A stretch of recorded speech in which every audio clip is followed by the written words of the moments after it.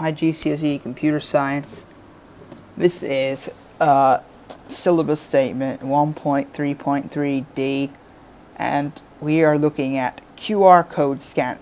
You know, there are quite a lot of scanners in this topic, aren't there? The next video should be not scanners. It's going to be digital cameras, actually.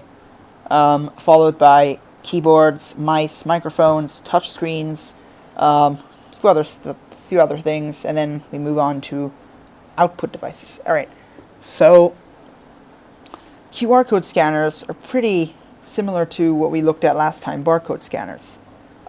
It stands for quick response, and a quick response code is made of a matrix of black squares on a white background, something like this. Now, if you go ahead and if you can find an app or software that can scan this, you can scan it.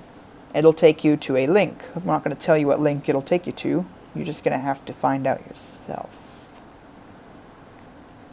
So, normal barcodes can hold up to 30 digits, but QR codes can hold up to 7,000 digits, giving a greater scope of storage.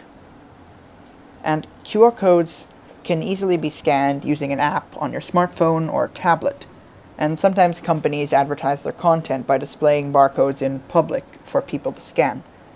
Now, this is, of course, another advantage, as you don't need a barcode scanner. You don't have to carry a barcode scanner around with you to scan stuff in public and get to websites and stuff, but your phone can do it. Now, this is, of course, quite a big advantage, because most people carry phones with them in public. So, as said, an advantage of QR code is, well, it's not necessary for the user to type a URL, as they only need to scan a QR code with an app, and they will be directed to the website.